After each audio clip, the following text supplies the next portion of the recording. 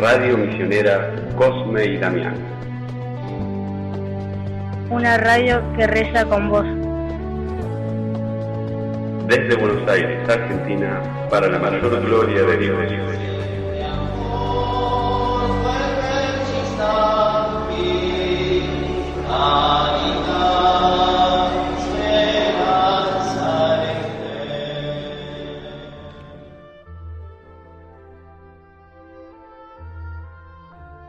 En el nombre del Padre, y del Hijo, y del Espíritu Santo. Amén. Creo en Dios, Padre Todopoderoso, Creador del cielo y de la tierra, y en Jesucristo, su único Hijo, nuestro Señor, que fue concebido por obra y gracia del Espíritu Santo. Nació de Santa María Virgen, padeció bajo el poder de Poncio Pilato, fue crucificado, muerto y sepultado, descendió a los infiernos, al tercer día resucitó de entre los muertos, subió a los cielos, está sentado a la derecha de Dios Padre Todopoderoso, desde allí ha de venir a juzgar a los vivos y a los muertos. Creo en el Espíritu Santo, la Santa Iglesia Católica, la comunión de los santos, el perdón de los pecados, la resurrección de la carne y la vida eterna. Amén. Nuestra Señora de la Piedad, ruega por nosotros. San Cosme y San Damián, rueguen por nosotros. Beato cura Brochero, ruega por nosotros. En el nombre del Padre, y del Hijo, y del Espíritu Santo. Amén.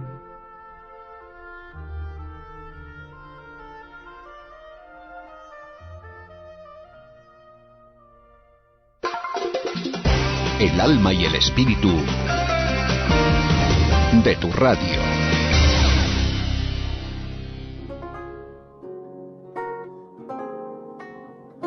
Intenciones del Santo Padre encomendadas al apostolado de la oración. Febrero del año del Señor 2014. Universal. Para que la sabiduría y la experiencia de las personas mayores sean reconocidas en la Iglesia y en la sociedad. Por la evangelización.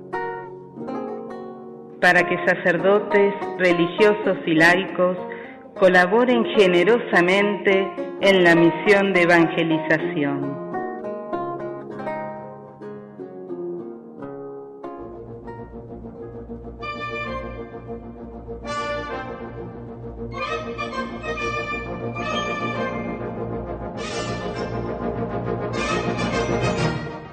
¿Sabes cuál es nuestro amigo, modelo e intercesor? Sí, por supuesto, el Santo del Día. Hoy 12 de febrero, la Iglesia con especial alegría conmemora el nacimiento para el cielo de los mártires ingleses, beatos Thomas Hamerford, Santiago Fenn, Juan Nutter, Juan Menden y Jorge Haydock, quienes sufrieron el martirio en un día como hoy del año 1584 en el Tyburn, Inglaterra. Oriundos en este país, fueron sacerdotes. En 1929, el Papa Pío XI declaró beatos a Tomás Hamerford, Santiago Fenn, Juan Nutter y Juan Menden, junto con otros 103 compañeros mártires. Y en 1987, el Papa Juan Pablo II declaró beato a Jorge Haydock, junto con otros 84 mártires.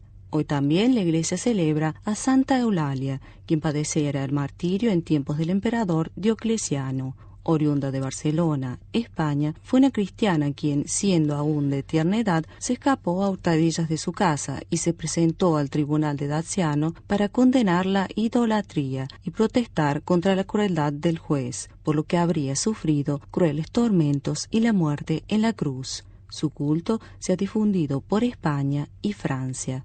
Unidos, pues, a cuantos defienden la fe cristiana, aún con el riesgo de sus vidas, brindemos nuestro sincero homenaje a los mártires ingleses y a Santa Eulalia.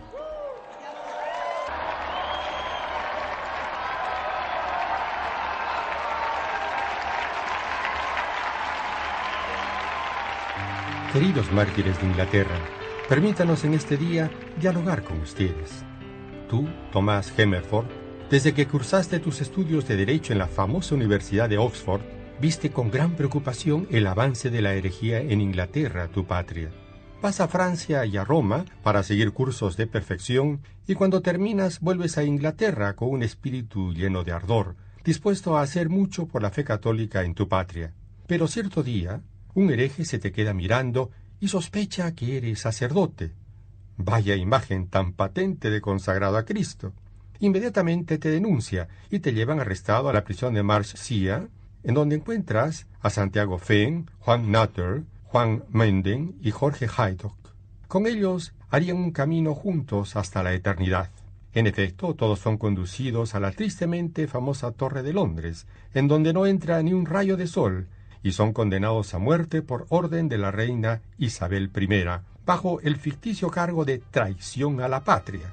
Cargo que no tenía nada que ver con la realidad, ya que en verdad era por odio a la Iglesia Católica y por rendir obediencia al Sumo Pontífice de Roma. 400 años más tarde, la Iglesia los ha puesto como modelos e intercesores, declarándolos beatos.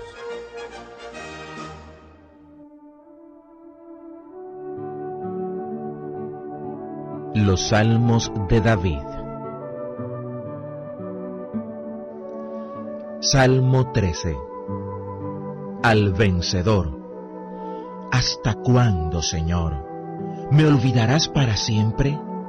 ¿Hasta cuándo esconderás tu rostro de mí? ¿Hasta cuándo pondré consejos en mi alma, con ansiedad en mi corazón cada día? ¿Hasta cuándo será enaltecido mi enemigo sobre mí? Mira, óyeme, Señor Dios mío, alumbra mis ojos para que no duerma en muerte, para que no diga mi enemigo, lo vencí. Mis enemigos se alegrarán si yo resbalare, mas yo en tu misericordia he confiado. Se alegrará mi corazón en tu salud. Cantaré al Señor porque me ha hecho bien. Radio Misionera Cosme y Damián. Una radio que reza con vos. Desde Buenos Aires, Argentina, para la mayor gloria de Dios.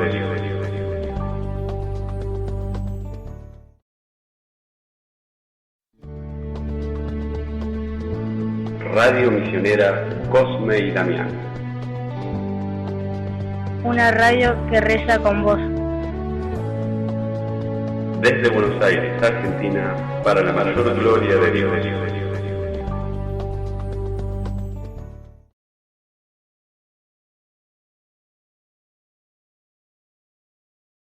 La radio que más te gusta en tu dial. Hoy es un buen día. Para sorprender a alguien que no ves hace mucho tiempo, podés enviarle un mensaje o, mejor aún, aprovecha este instante y llámalo por teléfono. Hoy es un buen día. Y ahora en tu radio,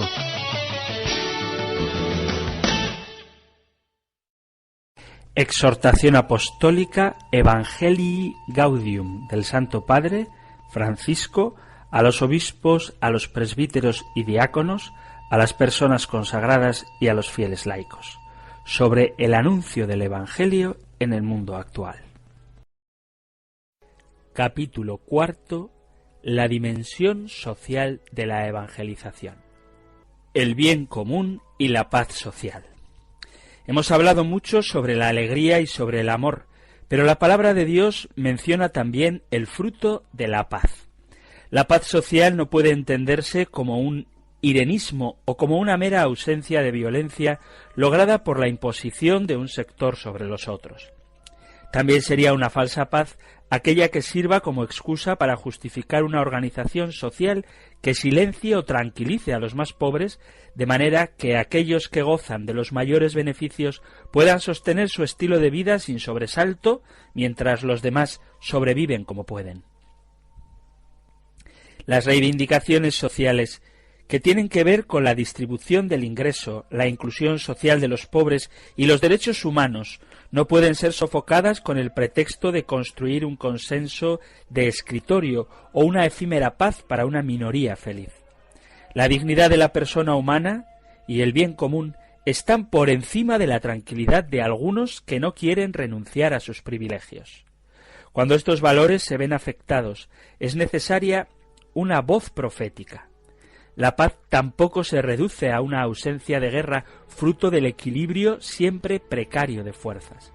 La paz se construye día a día, en la instauración de un orden querido por Dios que comporta una justicia más perfecta entre los hombres. En definitiva, una paz que no surja como fruto del desarrollo integral de todos, tampoco tendrá futuro y siempre será semilla de nuevos conflictos y de variadas formas de violencia. En cada nación, los habitantes desarrollan la dimensión social de sus vidas configurándose como ciudadanos responsables en el seno de un pueblo, no como masa arrastrada por las fuerzas dominantes. Recordemos que el ser ciudadano fiel es una virtud y la participación en la vida pública es una obligación moral. Pero convertirse en pueblo es todavía más y requiere un proceso constante en el cual cada nueva generación se ve involucrada. Es un trabajo lento y arduo que exige querer integrarse y aprender a hacerlo hasta desarrollar una cultura del encuentro en una pluriforme armonía.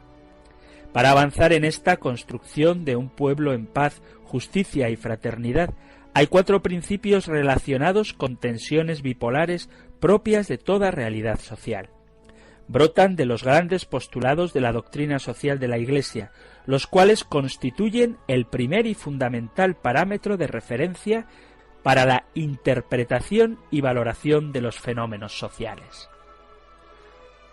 A la luz de ellos, quiero proponer ahora estos 4 principios que orientan específicamente el desarrollo de la convivencia social y de la construcción de un pueblo donde las diferencias se armonicen en un proyecto común. Lo hago con la convicción de que su aplicación puede ser un genuino camino hacia la paz dentro de cada nación y en el mundo entero. El tiempo es superior al espacio. Hay una tensión bipolar entre la plenitud y el límite. La plenitud provoca la voluntad de poseerlo todo, y el límite es la pared que se nos pone delante. El tiempo, ampliamente considerado, hace referencia a la plenitud como expresión del horizonte que se nos abre, y el momento es expresión del límite que se vive en un espacio acotado. Los ciudadanos viven en tensión entre la coyuntura del momento y la luz del tiempo, del horizonte mayor, de la utopía que nos abre al futuro como causa final que atrae. De aquí surge un primer principio para avanzar en la construcción de un pueblo. El tiempo es superior al espacio. Este primer principio permite trabajar a largo plazo sin obsesionarse por resultados inmediatos. Ayuda a soportar con paciencia situaciones difíciles y adversas o los cambios de planes que impone el dinamismo de la realidad. Es una invitación a asumir la tensión entre plenitud y límite, otorgando prioridad al tiempo. Uno de los pecados que a veces se advierten en la actividad sociopolítica consiste en privilegiar los espacios de poder en lugar de los tiempos de los procesos.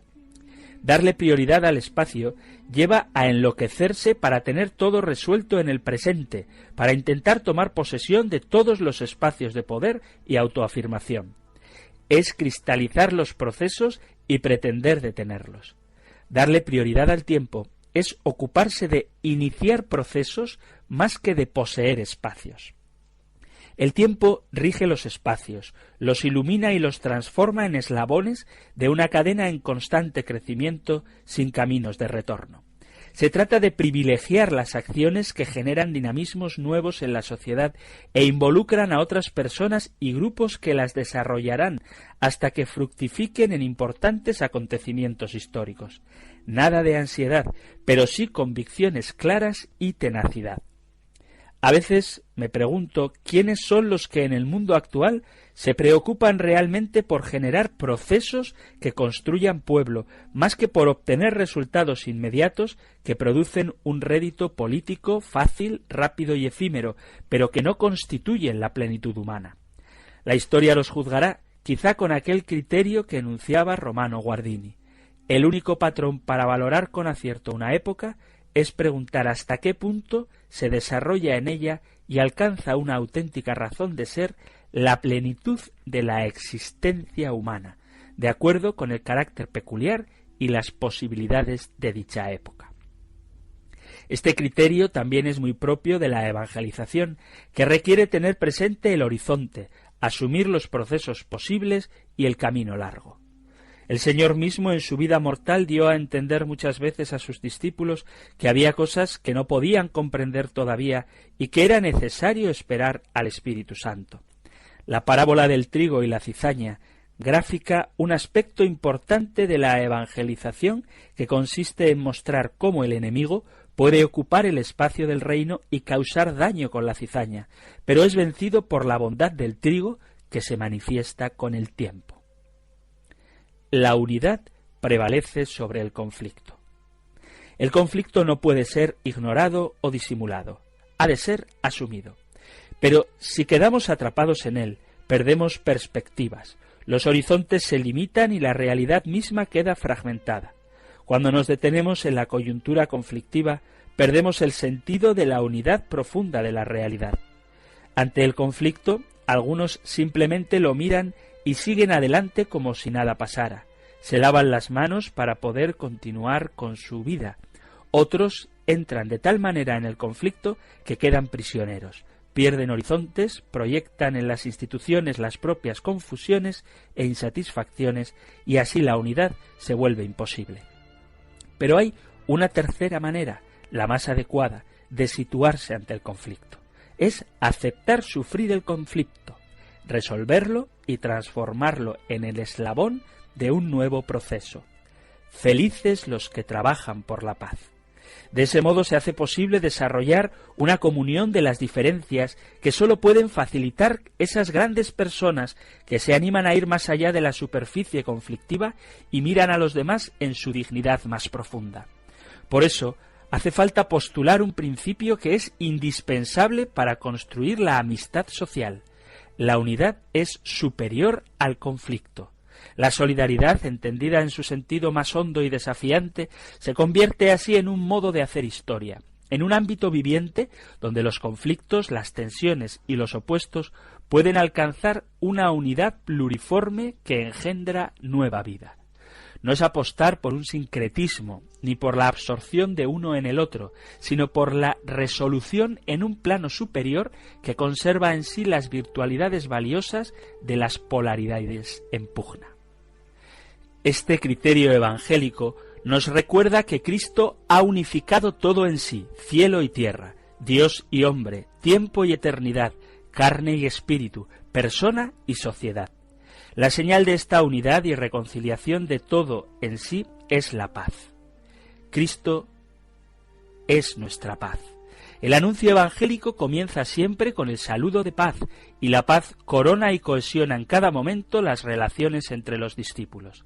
La paz es posible porque el Señor ha vencido al mundo y a su conflictividad permanentemente, haciendo la paz mediante la sangre de su cruz. Pero si vamos al fondo de estos textos bíblicos, tenemos que llegar a descubrir que el primer ámbito donde estamos llamados a lograr esta pacificación en las diferencias es la propia interioridad, la propia vida siempre amenazada por la dispersión dialéctica. Con corazones rotos en miles de fragmentos, será difícil construir una auténtica paz social. El anuncio de la paz no es el de una paz negociada, sino la convicción de que la unidad del espíritu armoniza todas las diversidades, supera cualquier conflicto en una nueva y prometedora síntesis. La diversidad es bella cuando acepta entrar constantemente en un proceso de reconciliación hasta sellar una especie de pacto cultural que haga emerger una diversidad reconciliada, como bien enseñaron los obispos del Congo. La diversidad de nuestras etnias es una riqueza. Solo con la unidad, con la conversión de los corazones y con la reconciliación, podremos hacer avanzar nuestro país.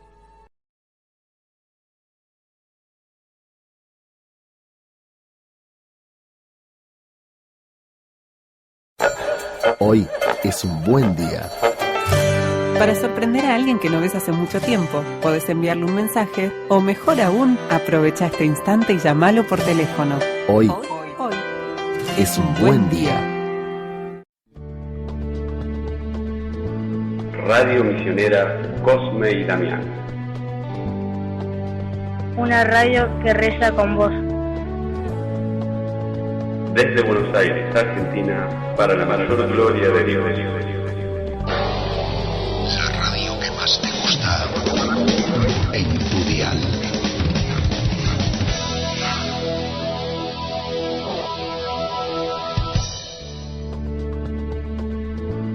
Radio Misionera Cosme y Damián. Una radio que reza con vos. Desde Buenos Aires, Argentina, para la mayor gloria de Dios. La realidad es más importante que la idea. Existe también una tensión bipolar entre la idea y la realidad. La realidad simplemente es, la idea se elabora. Entre las dos debe instaurarse un diálogo constante, evitando que la idea termine separándose de la realidad. Es peligroso vivir en el reino de la sola palabra, de la imagen, del sofisma. De ahí que haya que postular un tercer principio. La realidad es superior a la idea. Esto supone evitar diversas formas de ocultar la realidad. Los purismos angélicos, los totalitarismos de lo relativo, los nominalismos declaracionistas, los proyectos más formales que reales, los fundamentalismos ahistóricos, los eticismos sin bondad, los intelectualismos sin sabiduría. La idea, las elaboraciones conceptuales, está en función de la captación, la comprensión y la conducción de la realidad. La idea desconectada de la realidad origina idealismos y nominalismos ineficaces que a lo sumo clasifican o definen, pero no convocan. Lo que convoca es la realidad iluminada por el razonamiento. Hay que pasar del nominalismo formal a la objetividad armoniosa. De otro modo se manipula la verdad, así como se suplanta la gimnasia por la cosmética.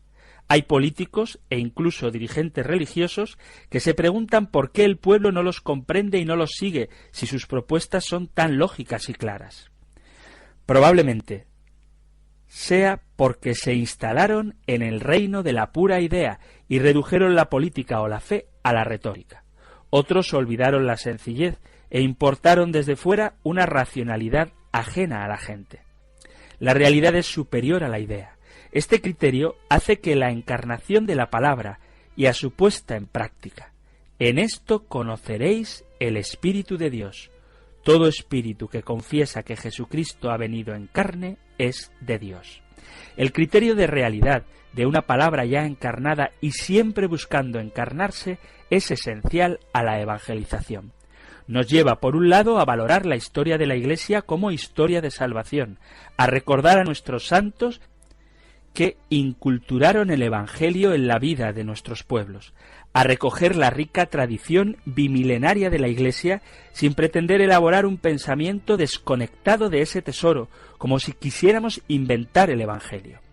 Por otro lado, este criterio nos impulsa a poner en práctica la palabra, a realizar obras de justicia y caridad en las que esa palabra sea fecunda. No poner en práctica, no llevar a la realidad la palabra, es edificar sobre arena, permanecer en la pura idea y degenerar en intimismos y gnosticismos que no dan fruto, que esterilizan su dinamismo. El todo es superior a la parte. Entre la globalización y la localización también se produce una tensión. Hace falta prestar atención a lo global para no caer en una mezquindad cotidiana. Al mismo tiempo, no conviene perder de vista lo local, porque nos hace caminar con los pies sobre la tierra. Las dos cosas unidas impiden caer en alguno de estos dos extremos.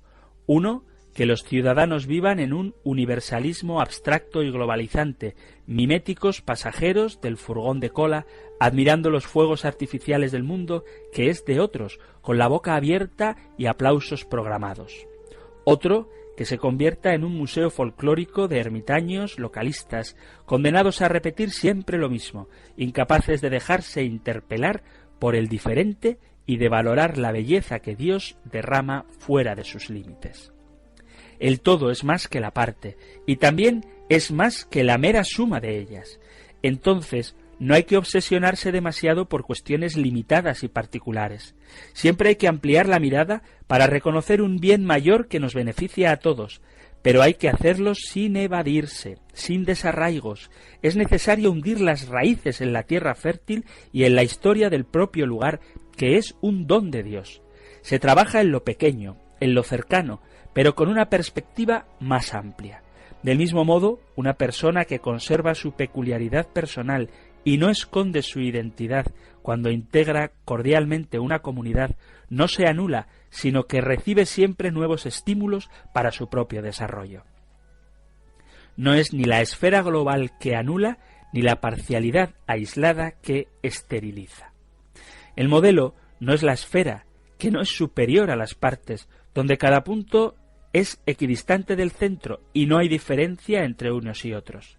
El modelo es el poliedro, que refleja la confluencia de todas las parcialidades que en él conservan su originalidad. Tanto la acción pastoral como la acción política procuran recoger en este poliedro lo mejor de cada uno. Allí entran los pobres con su cultura, sus proyectos y sus propias potencialidades. Aun las personas que pueden ser cuestionadas por sus errores tienen algo que aportar que no debe perderse. Es la conjunción de los pueblos que en el orden universal conservan su propia peculiaridad.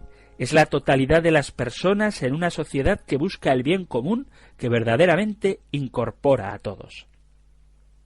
A los cristianos este principio nos habla también de la totalidad o integridad del Evangelio que la Iglesia nos transmite y nos envía a predicar. Su riqueza plena incorpora a los académicos y a los obreros, a los empresarios y a los artistas, a todos. La mística popular acoge a su modo el Evangelio entero y lo encarna en expresiones de oración, de fraternidad, de justicia, de lucha y de fiesta.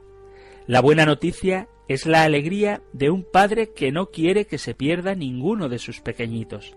Así brota la alegría en el buen pastor que encuentra la oveja perdida y la reintegra a su rebaño.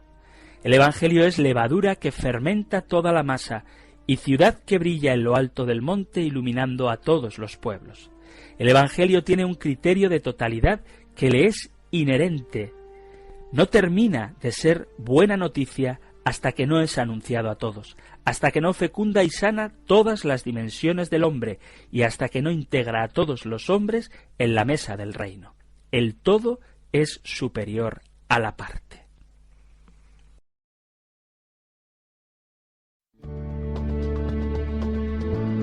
Radio Misionera Cosme y Damián. Una radio que reza con vos. Desde Buenos Aires, Argentina, para la mayor gloria de Dios. Sonido auténtico.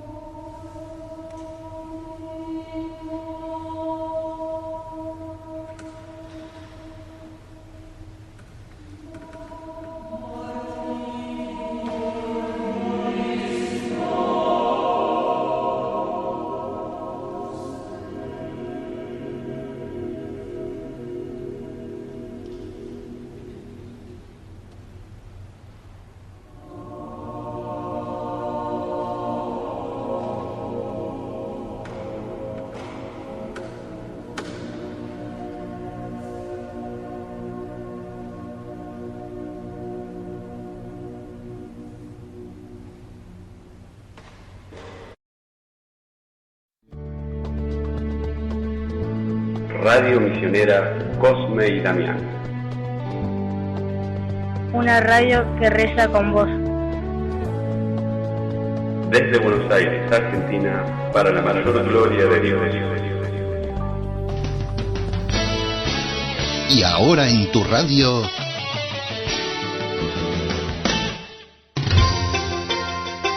noticias. Laudetur Jesus Christus.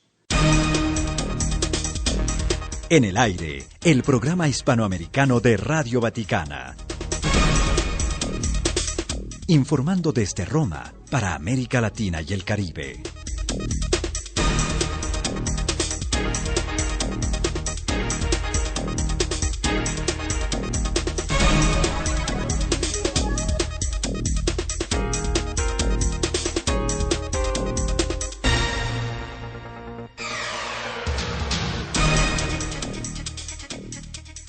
Amigos oyentes de la Radio del Papa, desde la Ciudad del Vaticano, reciban el saludo cordial de quien les habla, María Fernanda Bernasconi, con Cecilia de Malac, Raúl Cabrera, Eduardo Rubió y los demás integrantes de la redacción del programa hispano. En la emisión vespertina de este miércoles 12 de febrero, día en el que recordamos entre otros a Santa Eulalia mártir, les anticipamos. En la audiencia general de esta mañana, el Papa Francisco prosiguió su catequesis sobre el sacramento de la Eucaristía e invitó a reflexionar sobre cómo vivimos la Eucaristía, a la vez que recordó que todos somos pecadores y si uno no se siente pecador, es mejor que no vaya a misa, porque nuestro primer acto en la misa es decir, confieso que soy pecador y pedir el perdón de los pecados. Si no lo siente, no va a vivir bien la Eucaristía. Que Cristo presente en el sacramento del amor nos transforme y nos guíe para salir de nosotros mismos y no tener miedo de dar, compartir y amar. Fue el deseo del Santo Padre con su cordial bienvenida a los numerosos peregrinos que participaron en esta audiencia general con el anhelo de que vivan una buena peregrinación y una enriquecedora estancia en Roma. La actividad del Papa es noticia.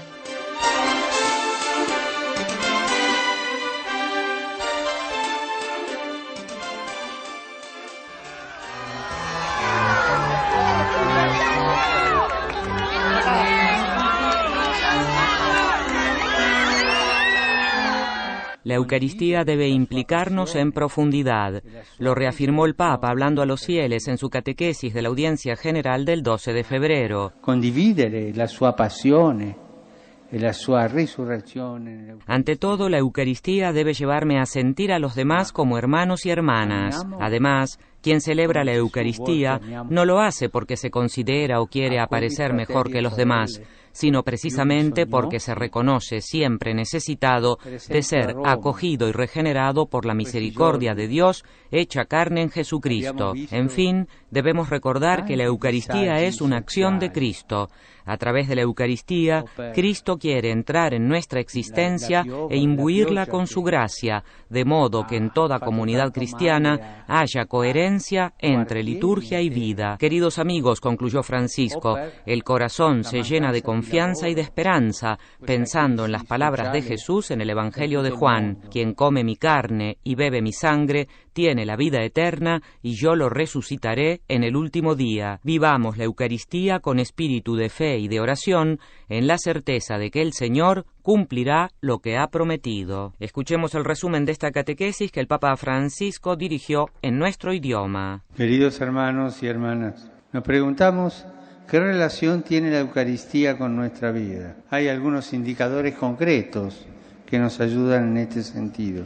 Si vivimos bien la Eucaristía, un indicador es cómo nos relacionamos con los demás. A Jesús le gustaba estar con la gente, compartir sus anhelos, los problemas y preocupaciones. En la Santa Misa nos encontramos con muchas personas, pero las vemos en verdad como hermanos y hermanas. La Eucaristía nos lleva a salir al encuentro de los pobres, de los enfermos, de los marginados, viendo en ellos el rostro de Jesús. O más bien cuando salimos de misa criticamos a uno o al otro de cómo estaba vestido o esto o aquello. Un segundo indicador es sentirnos perdonados e impulsados a perdonar. Quien celebra la Eucaristía no lo hace porque sea mejor que los demás. Todos somos pecadores. Y si uno no se siente pecador, es mejor que no vaya a misa. Porque el primer acto que hacemos cuando entramos a misa es decir, confieso que soy pecador y pedir perdón por los pecados. Si no lo siente, no va a vivir bien la Eucaristía. Y un último indicador es la coherencia entre la liturgia y la vida de nuestras comunidades. La Eucaristía no es un mero recuerdo de algunos dichos de Jesús, es la obra y el don de Cristo presente allí que sale a nuestro encuentro y nos alimenta con su palabra y con su vida. Saludo a los peregrinos de lengua española, en particular a los miembros de la Hermandad Matriz de Nuestra Señora del Rocío,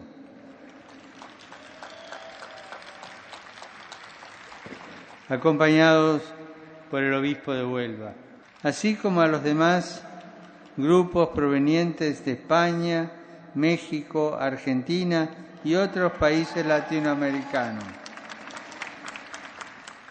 Invito a todos a vivir la Eucaristía con espíritu de fe y oración, sabiendo que quien come el cuerpo de Cristo y bebe su sangre tendrá la vida eterna. Muchas gracias.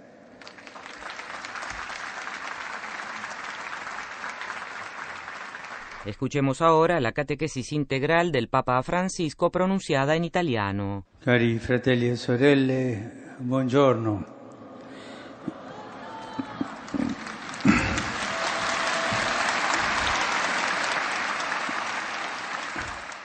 Nell'ultima catechesi ho messo in luce come l'Eucaristia ci introduce nella comunione reale con Gesù e il suo mistero.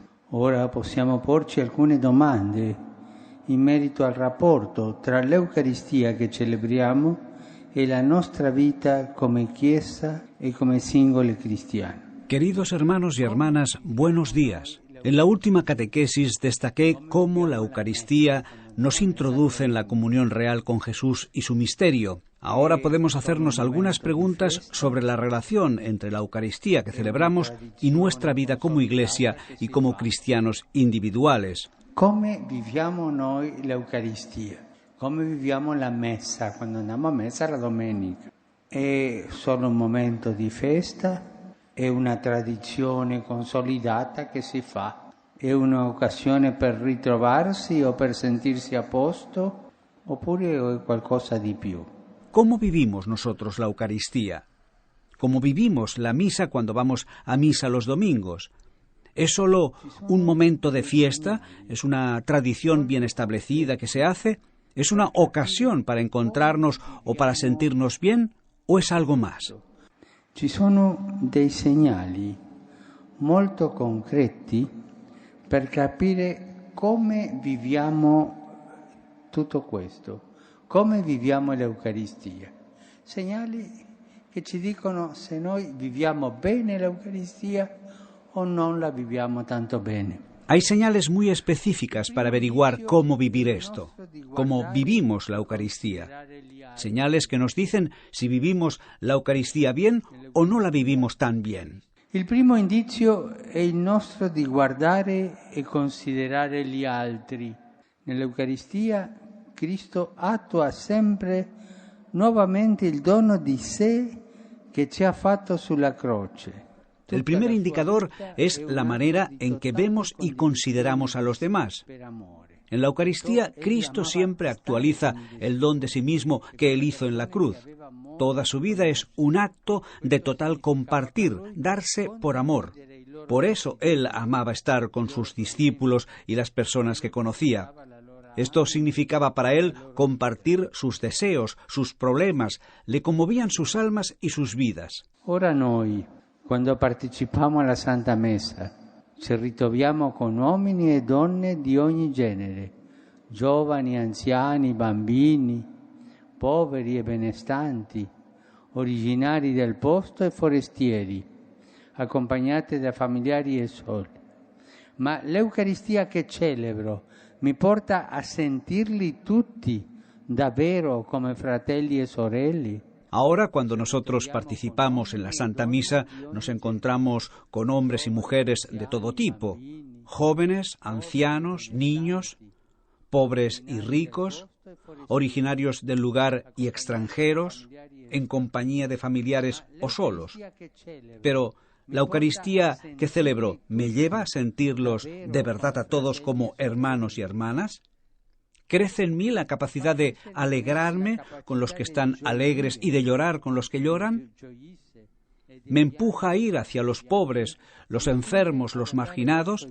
¿Me ayuda a reconocer en ellos el rostro de Jesús? ¿Me ayuda a reconocer en loro el volto de Jesús? Todos vamos a misa porque amamos a Jesús y queremos compartir su pasión y su resurrección en la Eucaristía. Pero ¿amamos como Jesús quiere que amemos a aquellos hermanos y hermanas necesitados? Ma amiamo come Gesù vuol che amiamo a quelli fratelli e sorelle più bisognosi. Per esempio a Roma, questi giorni abbiamo visto tanti disagi sociali. Por ejemplo, en Roma, en estos días, hemos visto muchos problemas sociales, o por la lluvia que ha causado tantos daños a barrios enteros, o por la falta de trabajo ante esta crisis social en todo el mundo. Mi domando, ogni di noi domandiamoci, io che vado a messa. Me pregunto, todos preguntémonos, yo que voy a misa, ¿cómo vivo esto?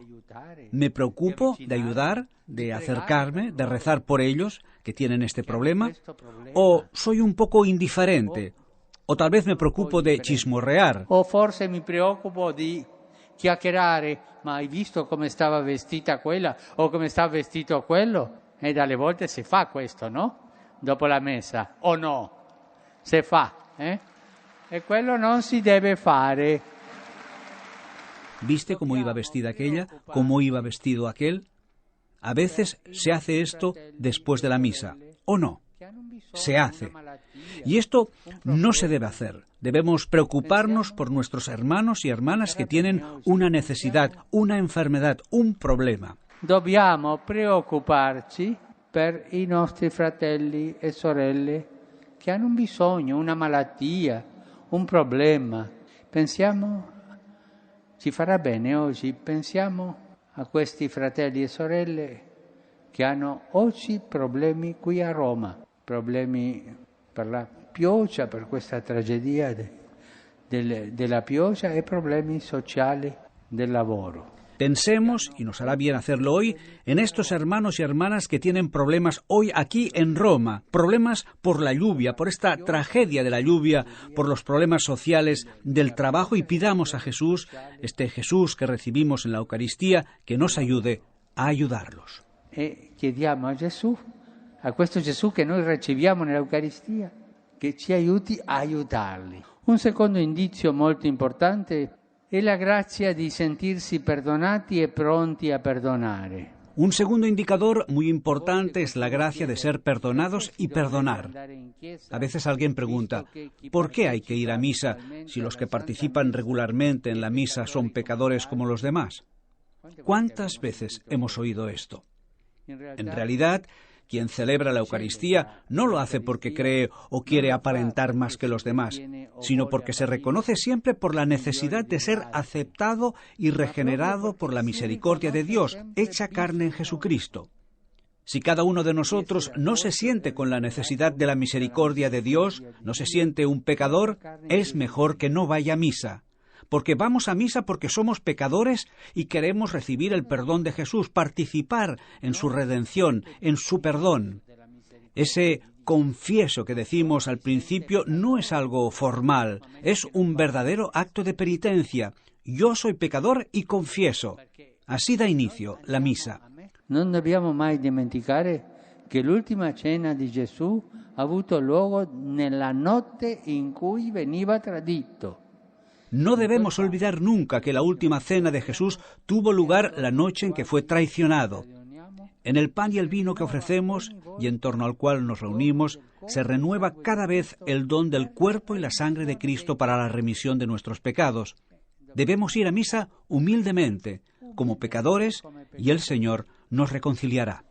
Y el Signore ci riconcilia. E un ultimo indizio prezioso ci viene offerto dal rapporto tra la celebrazione eucaristica e la vita delle nostre comunità cristiane. Bisogna sempre tenere presente che l'Eucaristia non è qualcosa che facciamo noi. Un último y valioso indicador nos lo ofrece la relación entre la celebración eucarística y la vida de nuestras comunidades cristianas. Debemos tener siempre presente que la Eucaristía no es algo que hacemos nosotros, no es una conmemoración nuestra de lo que Jesús dijo e hizo, no. Es propiamente una acción de Cristo. Es Cristo quien los realiza, que está en el altar, y Cristo es el Señor. Es un don de Cristo que se hace presente y nos reúne en torno a Él para alimentarnos con su palabra y con su vida.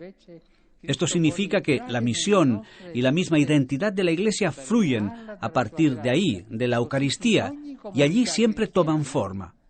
Una celebración puede llegar a ser impecable en términos de apariencia, hermosísima, pero si no nos lleva al encuentro con Jesús, puede que no comporte ningún alimento a nuestro corazón y a nuestra vida. A través de la Eucaristía, en cambio, Cristo quiere entrar en nuestra existencia e impregnarla de su gracia, para que en cada comunidad cristiana haya coherencia entre liturgia y vida, esta coherencia entre liturgia y vida. El corazón se llena de fe y de esperanza pensando en las palabras de Jesús recogidas en el Evangelio. El que come mi carne y bebe mi sangre tiene vida eterna, y yo lo resucitaré en el último día. Vivamos la Eucaristía con espíritu de fe y de oración, de perdón, de penitencia, de alegría en común, de preocupación por las necesidades de tantos hermanos y hermanas, con la certeza de que el Señor cumplirá lo que ha prometido, la vida eterna. Así sea. Nella certezza che il Signore compirà quello che ci ha promesso, la vita eterna. Così sia. El término confirmación indica que este sacramento ratifica la gracia bautismal, nos une más firmemente a Cristo y afianza nuestra relación con la Iglesia, concediéndonos una fuerza especial del Espíritu Santo para defender la fe y confesar el nombre de Cristo. Preguntamos a fieles llegados a Roma sobre el recuerdo que tienen del día de su confirmación y la importancia que tiene para ellos este sacramento. Recuerdo poco, pero bueno, para mí es un sacramento y que me da más fuerza para luchar para ser una buena cristiana. María. Sinceramente no me acuerdo porque era muy pequeño y antes no se estilaba. Estoy en un pueblo pequeñito, soy de Valencia, pero no se estilaba eso. No estilaba, que yo no lo he hecho, la verdad. He tomado la comunión, me he casado, pero que no, la confirmación no me acuerdo. Es ser más católico, más cristiano y más bueno, de Valencia. Me llamo Vicente. Afortunadamente yo cuando recibí ese sacramento era todavía muy pequeña, ¿verdad? ¿Cómo se dice? Como que uno afirma más su vocación a la Iglesia, porque tiene como esa gracia para llevar a cabo esa misión que Dios nos da en la Iglesia. De México, Juana María.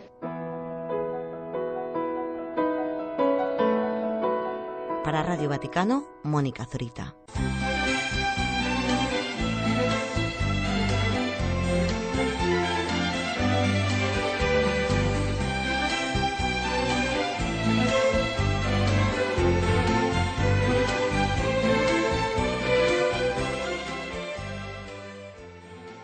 Hasta aquí, amigos oyentes, nuestro informativo vespertino para América Latina y el Caribe de este miércoles 12 de febrero. Los dejamos en sintonía con la segunda parte de la programación. Les recordamos que también pueden sintonizarnos entrando en nuestra página web en www.radiovaticana.va. Gracias por estar en compañía de la Radio del Papa.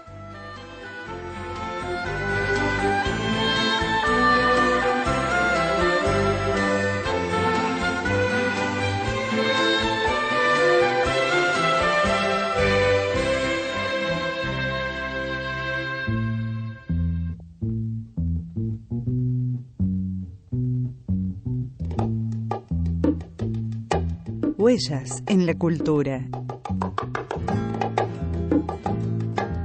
Una producción de Mónica Zorita.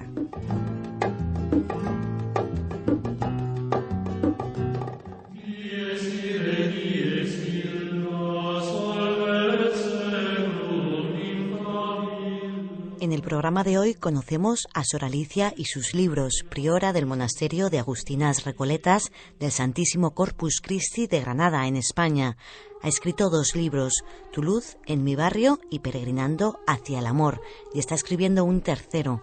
Asegura que está enamorada de su misión contemplativa y quiere expresar la grandeza de lo que es vivir para Dios. ¿Nos podría hablar de su libro Peregrinando hacia el amor? Peregrinando hacia el amor ha sido editado en el mes de agosto del 2013 y tiene un título muy bonito porque creo que expresa lo que yo quiero significar a través de mis letras en ese libro. Peregrinando quiere decir que eso, que todos somos peregrinos, que vamos por un camino, estemos donde estemos, no tenemos aquí ciudad permanente, vamos construyendo camino poco a poco, vamos andando hacia el amor, porque el amor es con mayúsculas. En ese libro no presento yo, pues eso, un camino de amor sentimental, por supuesto que no, sino un camino de amor, que es el amor de Dios, que nos acompaña siempre en nuestro caminar diario, estemos donde estemos y depende de las situaciones también en las que estemos, siempre estamos acompañados por alguien que es el amor, con mayúscula, como digo. Entonces, por eso el libro pues consta de unos 12 capítulos y va relatando la historia de un peregrino que somos cualquiera de nosotros y a través de él pues va narrando las distintas experiencias que van surgiendo en su camino, pero siempre con un trasfondo de espiritualidad, con el trasfondo de vivir en Dios y para Dios y cómo Dios, que es el amor, está presente en cada una de esas circunstancias. Algo muy, muy, muy especial, sí que tiene mucho sabor agustiniano, porque claro, yo soy agustina recoleta, estoy muy enamorada de mi vocación contemplativa y simplemente pues he querido expresar la grandeza de lo que es vivir para Dios, de lo que Dios me da y de cómo yo también pues estoy haciendo mi camino, mi peregrinación y quiero pues eso, hacer llegar a la gente que pueda adquirir el libro esa presencia de Dios, amor y de esta vida que es un peregrinaje y eso, que vamos peregrinando pues hacia algo muy, muy grande y que no estamos solos en el camino. Usted ha dicho en otra entrevista que he leído, quiere quitar un poco la idea que las monjas de clausura solo hacen dulces. ¿De dónde sale esta pasión por escribir? Porque no es su primer libro, es su segundo libro y está preparando un tercero. Sí, bueno, la vida de clausura, claro, generalmente pues sí, somos conocidas pues como personas que vivimos dentro de un convento, que nos salimos hacia el exterior, que sí, nos ganamos la vida pues sí trabajando con el sudor de nuestra frente, haciendo dulces o haciendo, no sé, otro tipo de trabajo. Pero aparte de eso, también lo fundamental de la vida contemplativa creo que es pues expresar y llevar ahora a través de los medios de comunicación, ¿no?, en nuestras posibilidades, pues lo que verdaderamente es la vida de contemplación, que es eso, gustar, ¿no?, saber y gustar de lo que es la compañía del Señor, de lo que recibes cada día delante de un sagrario, muchas horas orando delante de Él. Y entonces si te llena, pues es que es como un vaso que rebosa y no sé, sale hacia el exterior. Y no sé, la idea de escribir ese libro, pues la verdad no ha sido como sé que eso es un don de Dios que Él me ha dado, que no es mío, que tengo que compartirlo, pues no sé, se me ocurrió pues eso, ponerlo en manos del que pueda beneficiarse y del que pueda, pues no sé, compartir conmigo todo lo que yo recibo cada día, pues delante de esos horarios que yo tengo establecidos, que tengo que estar pidiendo por el mundo entero y para reflejar pues lo mismo, lo que Él me da.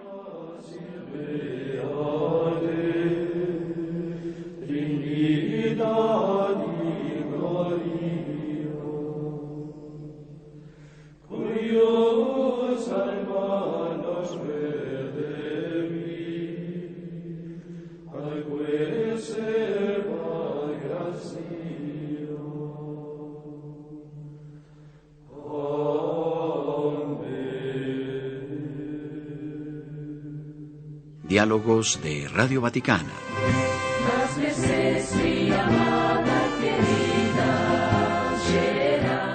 Continuamos con nuestro diálogo Fe y Razón.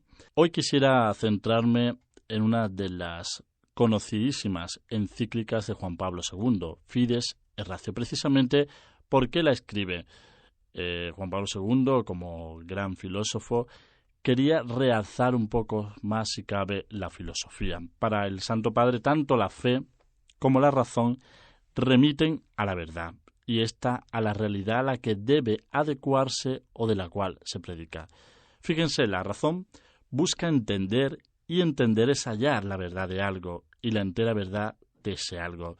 Ya decíamos en el programa anterior que no hay dos verdades que están independientes, o sea, la verdad natural, la verdad revelada, sino que son dos verdades complementarias. Y esto tiene que quedar claro en cualquier cristiano, porque si no podemos caer en el relativismo.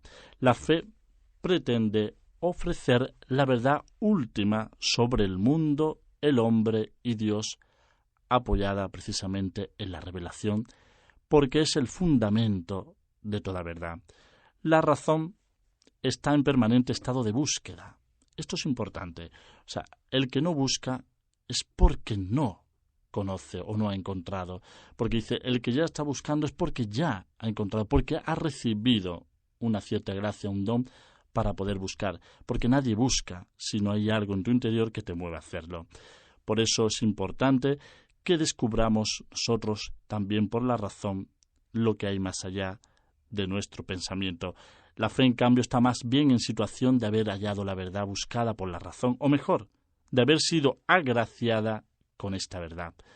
Pero no por eso puede considerarse en plena posesión de la misma, puesto que la verdad es tan ilimitada e inagotable como el ser y se da envuelta en una aureola de misterio del que no puede ser nunca despojada. Todos los filósofos buscaban la verdad, sin lugar a duda.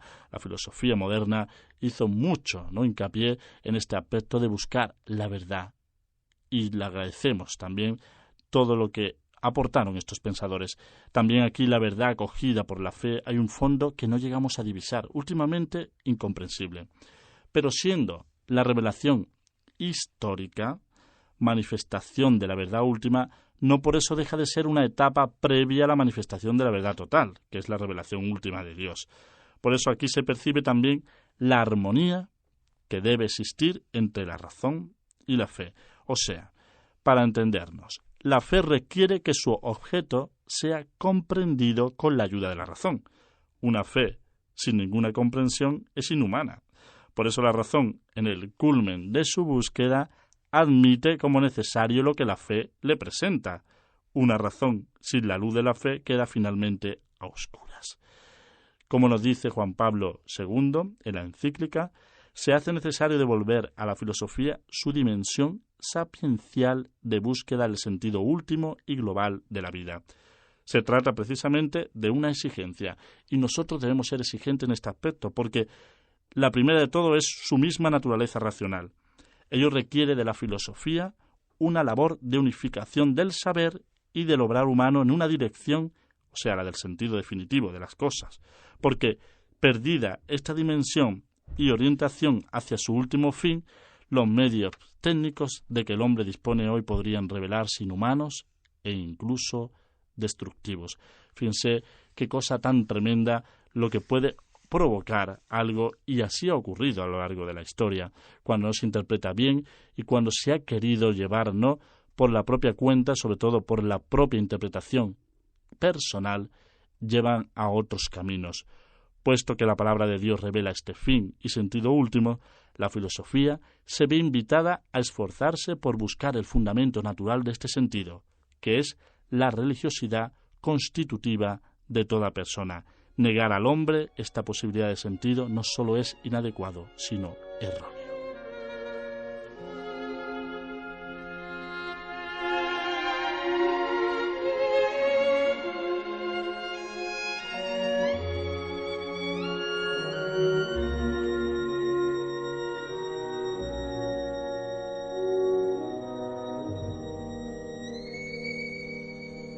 Finaliza aquí el programa hispanoamericano de Radio Vaticano. Además de sintonizarnos en esta emisora, puede escucharnos en www.radiovaticana.va. Si desea comunicarse con nosotros, puede escribirnos a latam@vatiradio.va. Alabados.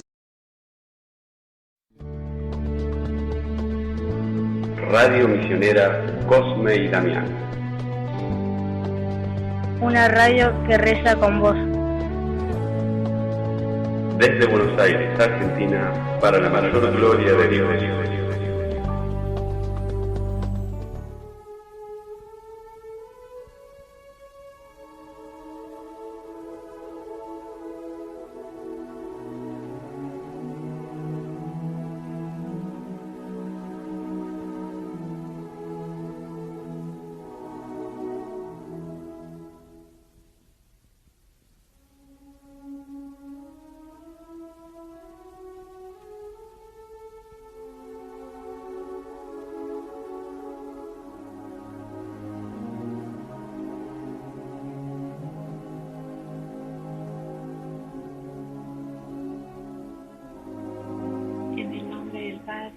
Y del Hijo, y del Espíritu Santo. Amén.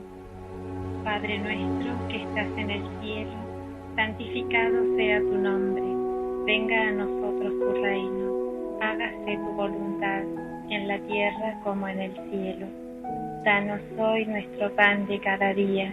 Perdona nuestras ofensas, como también nosotros perdonamos a los que nos ofenden. No nos dejes caer en tentación, y líbranos del mal. Amén. Dios te salve María, llena eres de gracia, el Señor es contigo. Bendita tú eres entre todas las mujeres, y bendito es el fruto de tu vientre, Jesús. Santa María, Madre de Dios, ruega por nosotros pecadores, ahora y en la hora de nuestra muerte. Amén. Gloria al Padre, al Hijo y al Espíritu Santo, como era en el principio, ahora y siempre, por los siglos de los siglos. Amén. Nuestra Señora de la Piedad, ruega por nosotros. Santos Cosme y Damián, rueguen por nosotros. Beato cura Brochero, ruega por nosotros. En el nombre del Padre, y del Hijo, y del Espíritu Santo. Amén.